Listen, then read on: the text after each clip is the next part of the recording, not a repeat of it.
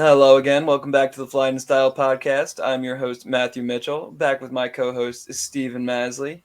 Howdy, boys and girls out there listening to this podcast. We're back with another week of Eagles news. Not a whole lot going on in the Eagles community right now. Obviously, we're still going through OTAs. We get to hear a little bit here and there, but OTAs tend to be a little bit quiet leading up to preseason.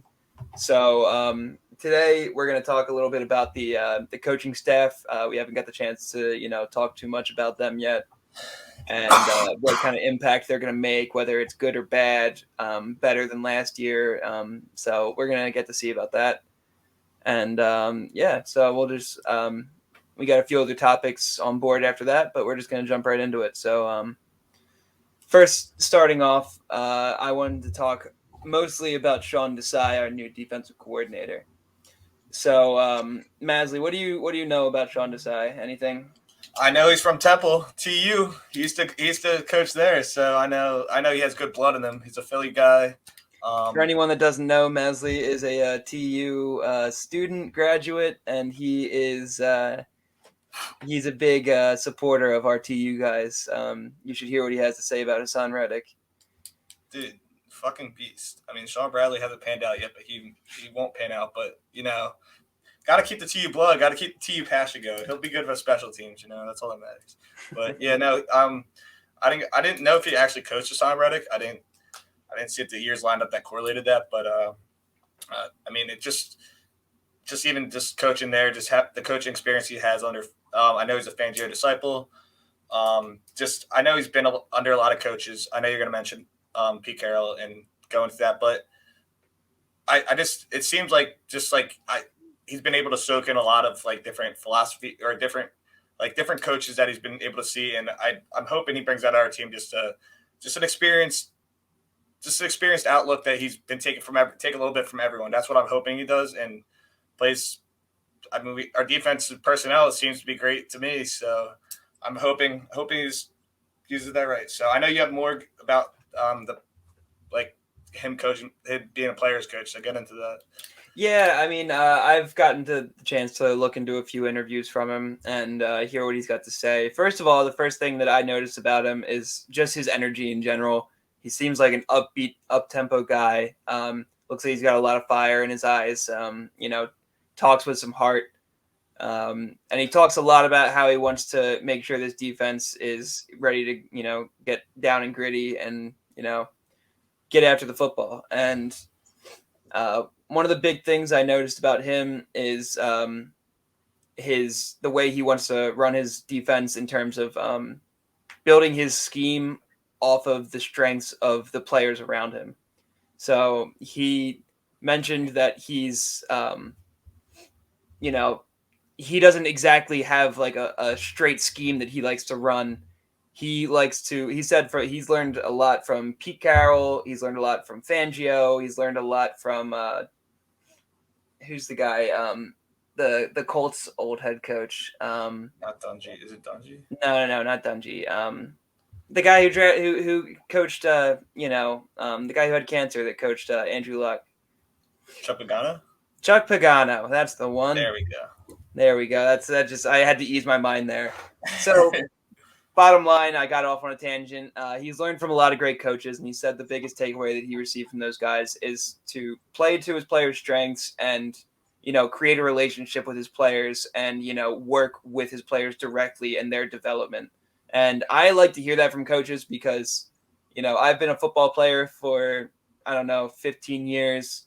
And I've worked with a lot of different coaches in football, baseball, wrestling. And I know for a fact that there's nobody plays as like to their greatest ability if they're not playing for a coach that they respect and they care about. And it's just a fact. If you have a relationship with the players and they want to play for you, they're going to play harder than if they're just showing up to do their job every day. It's just a fact, and it's something I personally love to hear out of him because like I said, I've had a lot of bad coaches over the years, a few good coaches, and the few good ones were great at interacting with the players and caring for the players and, catering to their strengths and needs. And I think that's going to be a big piece for him. I think that's going to go well. And another thing that Tsai mentioned that I think is going to do well in his decision making and play calling is the fact that he has an offensive background that a lot of people don't know about. He used to be an offensive assistant, and he personally thinks that's an invaluable trait to have as a defensive coordinator because he obviously, as most D coordinators do, you try to guess what the offensive side of the ball is going to do. The defense is just making predictions based on what they think the offense is going to do. And if you don't have a base understanding, I mean, obviously they all have a base understanding of offense, but like it's much easier to make a play call based on, if you really know what the offense is probably going to run. So, obviously that's not going to be simple or, whatever, but it's nice to know that he's probably going to be thinking a lot. He's going to be trying to get creative with it. And I like to hear that. So the three takeaways that I've got from Desai so far is that he's a fiery heart guy. He cares about his players and their strengths, and he knows how to make decisions based on the offensive's play calling. So those are all three things I like to hear about Desai. I obviously, with both of our coordinators that are new, neither of them have a whole lot of experience at their positions. Desai was not a defensive coordinator for very long before he got this job. He was the defensive coordinator over at the. Sorry, looks like we lost connection there for a second. But these are guys that we're not going to know a whole lot about until we get into the season and see them actually making their play calls. But so far, I like what I've seen from Desai. He seems like he's got a good head on his shoulders, and I at least know, based off of what I've heard him say, that he sounds more entertaining to me than Gannon was. So I'm excited to see his play calling. I've been dying to see a D coordinator throw in more blitzes because our personnel fits this. We can run blitzes with our personnel. We have fast, quick, strong guys. Especially with the Kobe Dean in the middle. I just, I don't want to see blitzes all the time. Obviously, that just doesn't work that way. I just want to see more creativity with the play calling. Jonathan Gannon was a good coach, but he wasn't exactly creative. He kind of just ran a basic scheme, didn't really change up much. It looked a lot better because we had such a good defense. So I'm hoping to see a little more obvious impact from the defensive play calling. And that's my biggest thing that I want to see. Yeah. And then on the opposite side of the ball, we also have a new OC and Brian Johnson. And it's actually crazy that obviously he's an in-house guy. He was the QB coach last year for Hurts. But the relationship with Hurts actually dates back to when Hurts was 4 or 5 years old.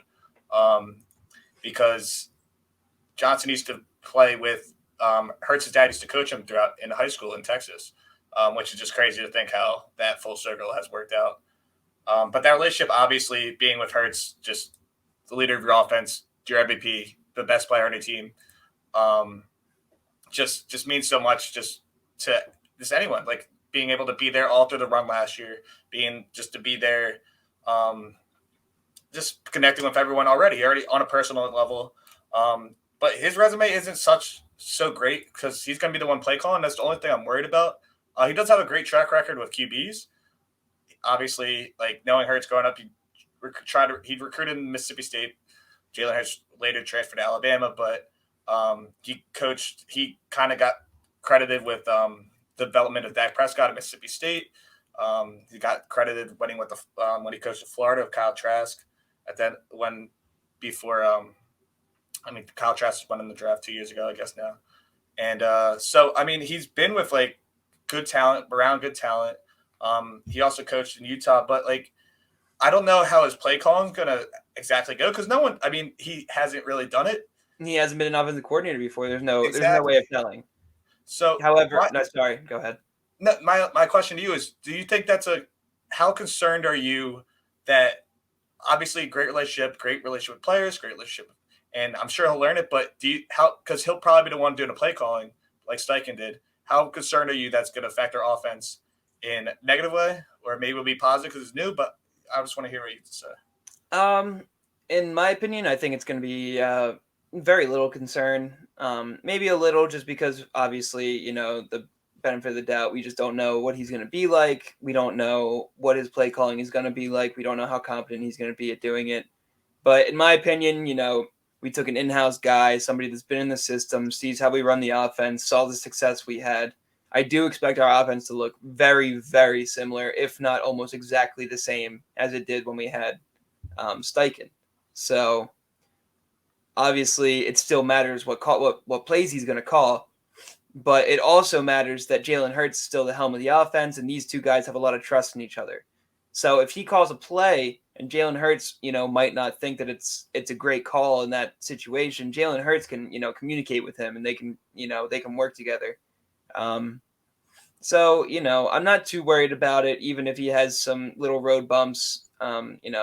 Getting his first year of experience, but I think it's going to be fine, and I think Nick Sirianni is obviously going to have a lot of control in the play calling department too. That was gonna be my point. I mean, Sirianni still didn't leave, hasn't gone anywhere. So like, it's not as if if for some reason Brian Johnson's struggling calling plays. It's not like Sirianni's not gonna be like step in and be like, hey, like, all right, I'll take it over. Like, yeah. First at the end of the day, Sirianni gets the final call on what play goes in. Exactly. So Sirianni was an offensive coordinator himself. He knows how to run offenses. So I don't think we have to worry too much about that. I think he's going to be there to mentor Brian Johnson and help him, make the right calls. And I think we're just going to see a very similar offense that we saw last year. But so which coach do you think is going to, do better or worse than the ones we had before? I'm going to say, just based off of my dislike for Jonathan Gannon, I just say Tsai is going to be better.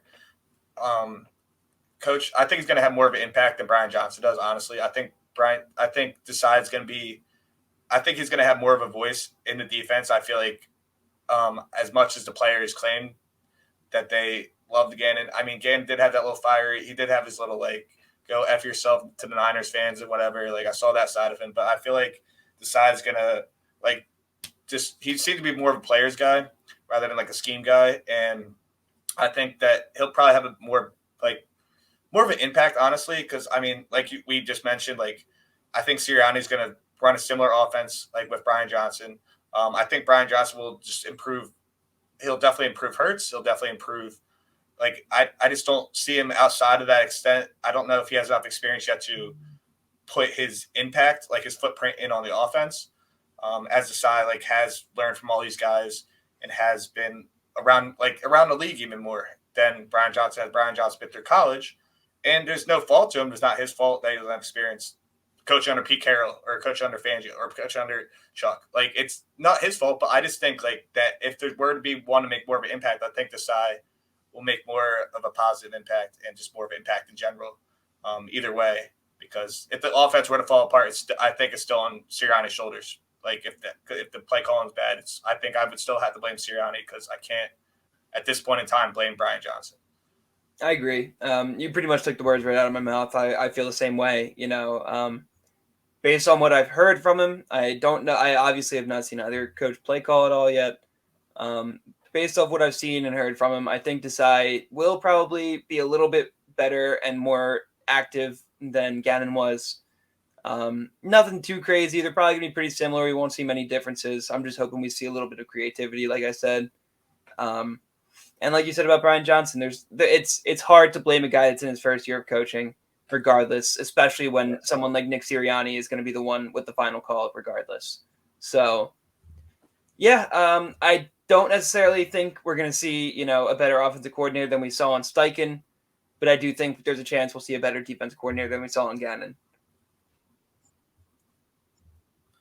I mean, even to put in perspective, like, we got the franchise leading sack record. We almost broke the league sack record last year. Like, if we just did the same exact thing as last year, obviously there's going to be a different schedule, different everything, some different personnel. But, like, if we somehow were to do the same exact thing as last year, I would be ecstatic. I mean, obviously everyone would be ecstatic. Yeah. Replicated what we did last year. 100%. So it's not like a fact that we have to, like, change much. But if it changes for the better, then that just only helps us more. Yeah, and I just want to add a little tidbit that doesn't really mean much right now. It's just something that I've noticed and something that, I want to keep an eye on throughout the season. It's that obviously the Eagles went to the Super Bowl and lost this past year.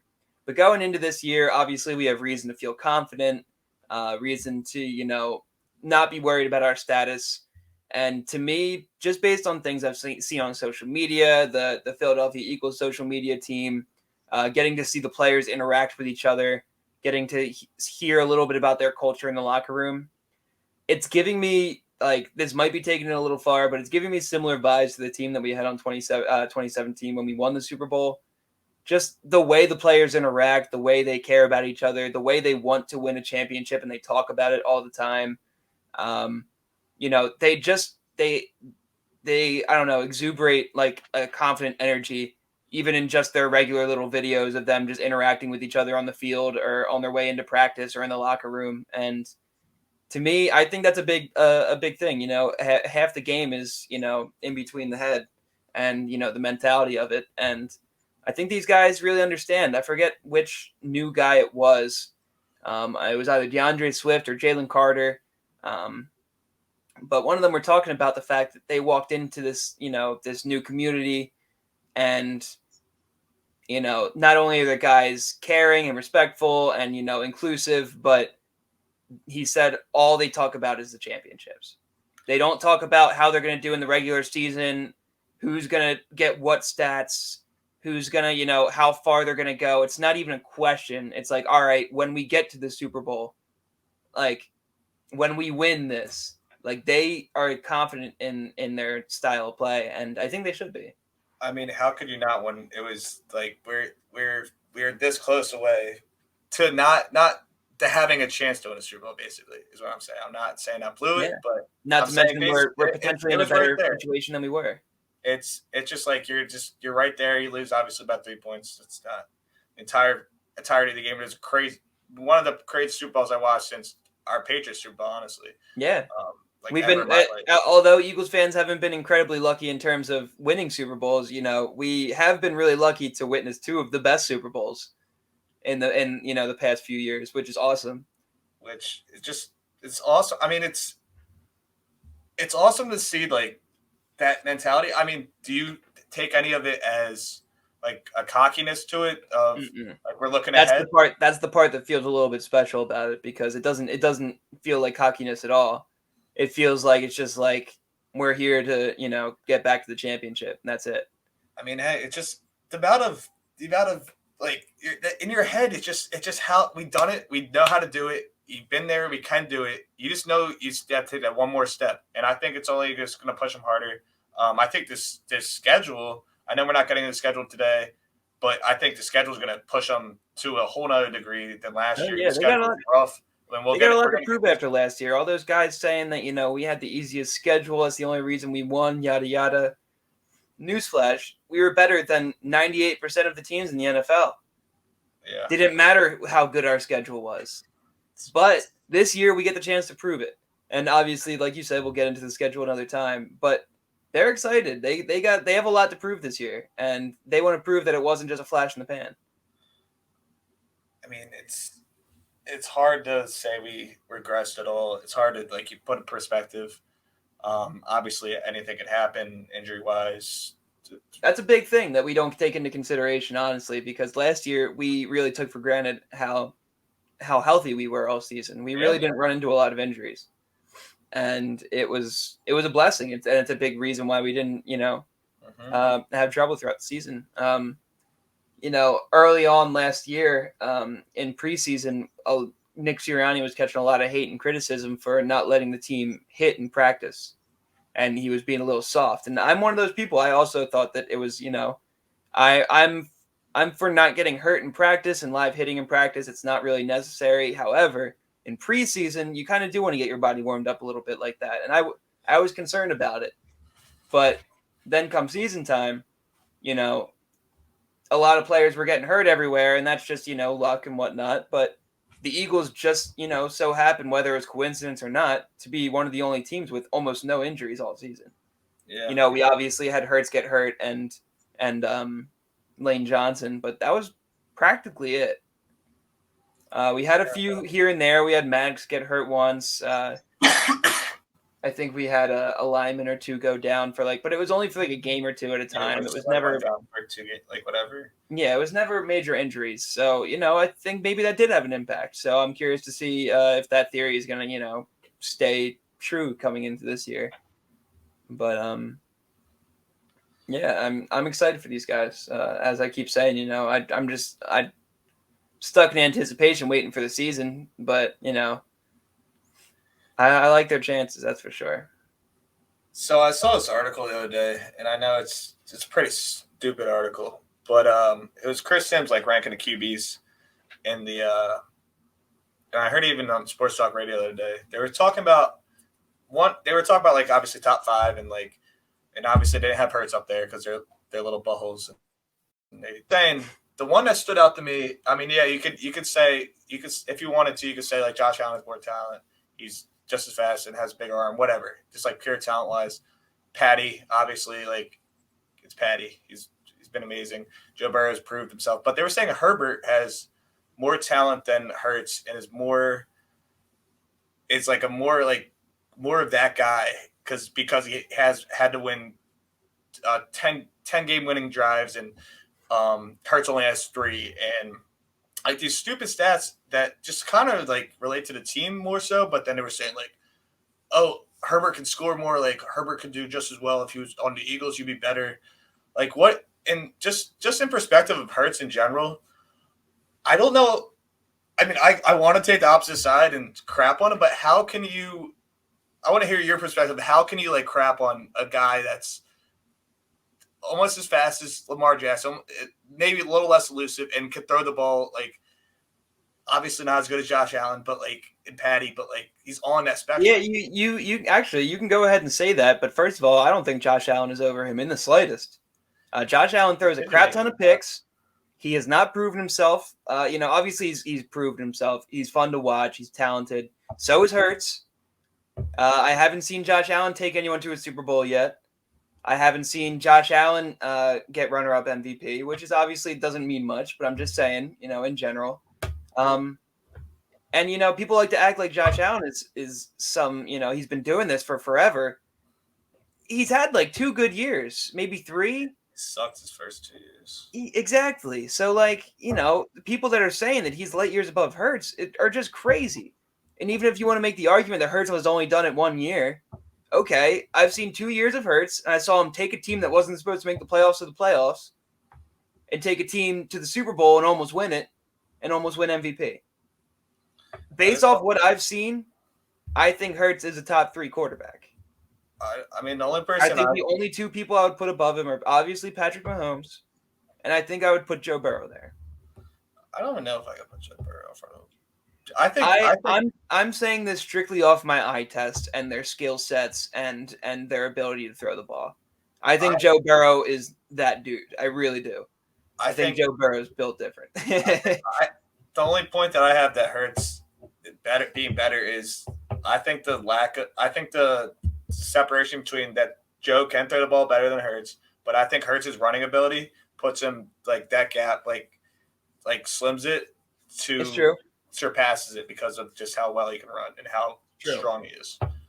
I agree. And on top of that, you know, that's another thing that goes against Josh Allen in that argument. I think that Hurts is a better runner than Josh Allen. He's a better scrambler. And yeah, Josh Allen likes to, you know, put his shoulder down and pick up first downs. So does Hurts.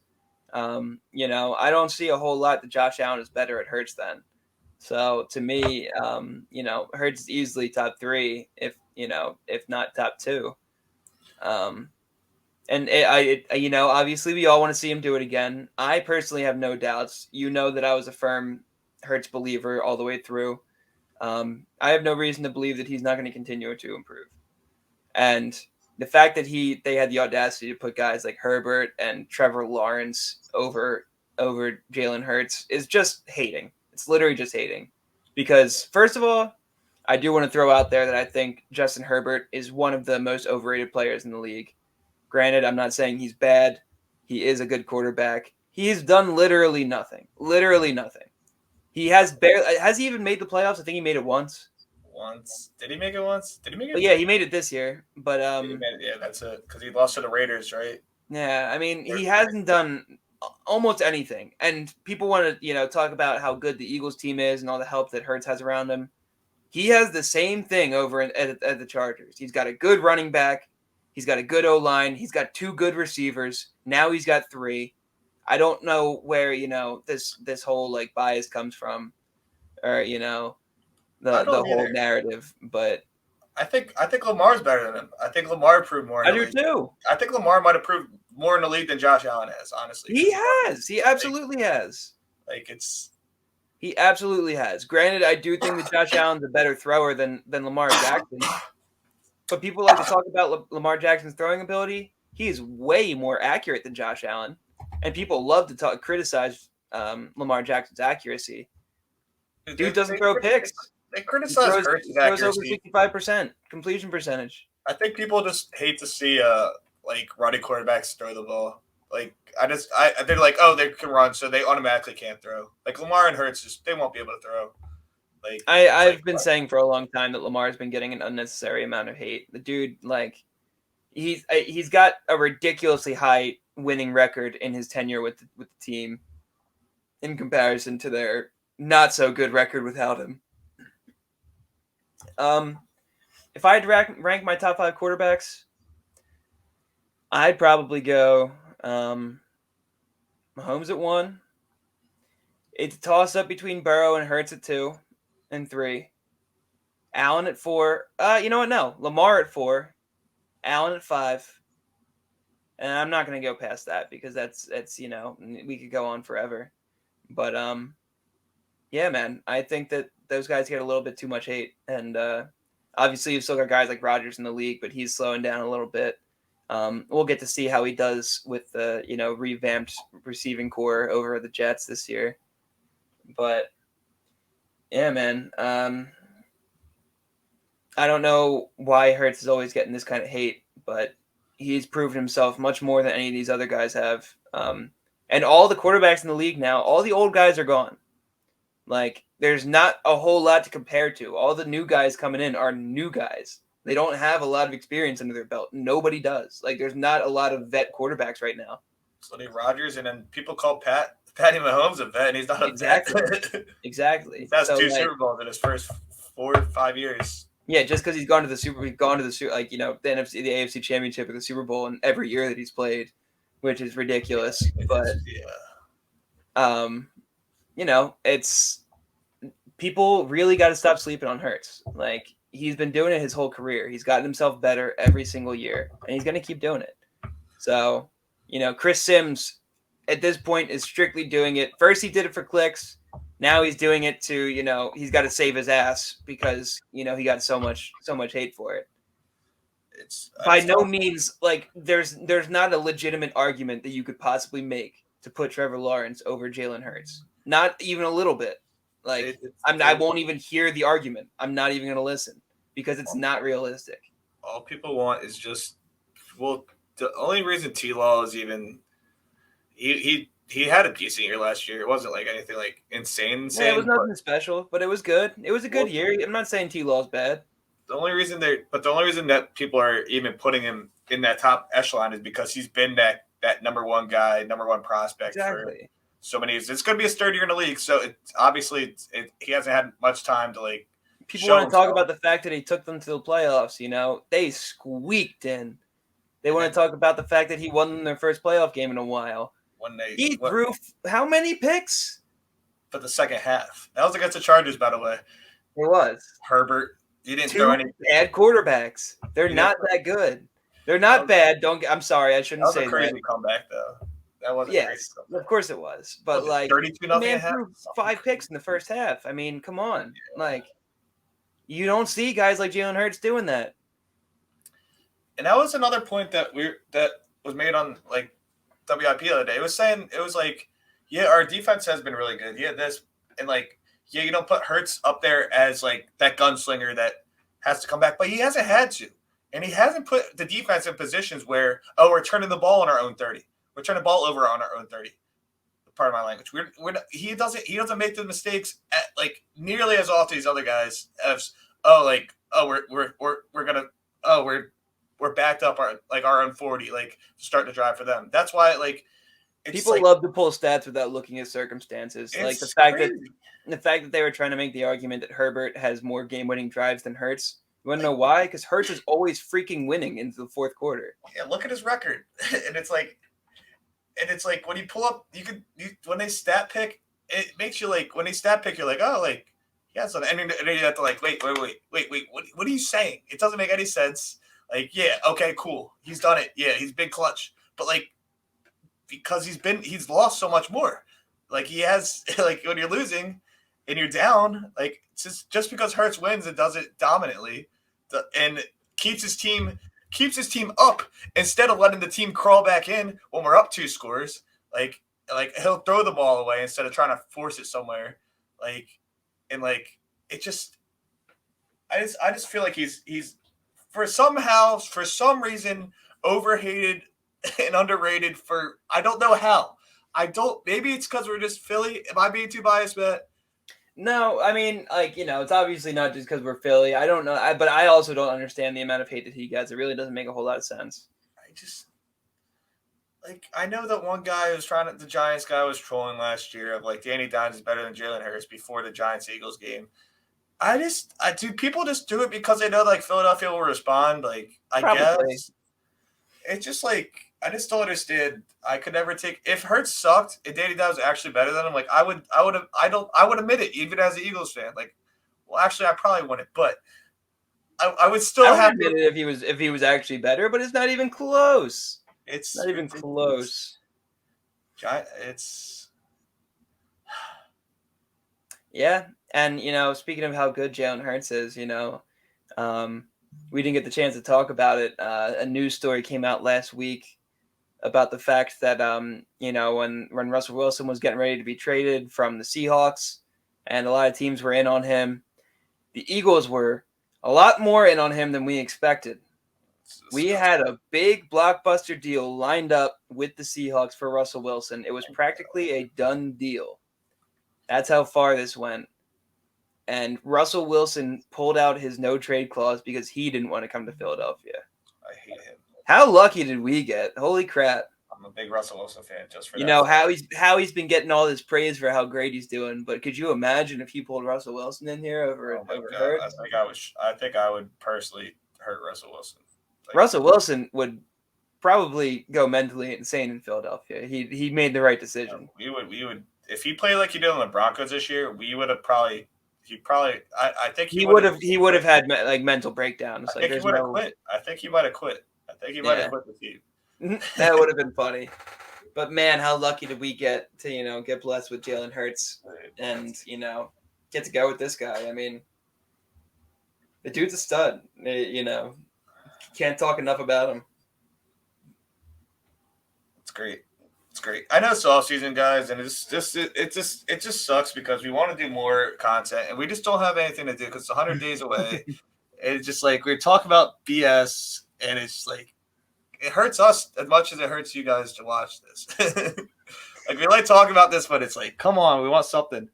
But we'll for the next few episodes leading up to the season. Obviously, there's not a whole lot going on right now, a whole lot of news to talk about. So we're gonna try to come up with some fun conversations, some fun arguments to talk about on here. Maybe some all-time debates, maybe some Eagles greats. Where people stand up and stack up. So we'll try to get a little creative with the content we're gonna be getting out to you guys. But for now, that's probably about it for today. Did we get Dockway, the old Jaguars dude today? I didn't hear anything about it, to be completely honest. I saw it, but whatever. I can look into it after the podcast, but yeah, that would be. I would like that if we did. But anyways, Masley's trying to get us back on track here. He just can't stop talking about the Eagles. It's hard. It's hard. We get it. But thanks for tuning in, guys. It's been a fun episode, and we're going to come back to you with a few, debates and topics for next week. So, stay tuned, and thanks for tuning in today, and we will see you guys soon. Go Birds.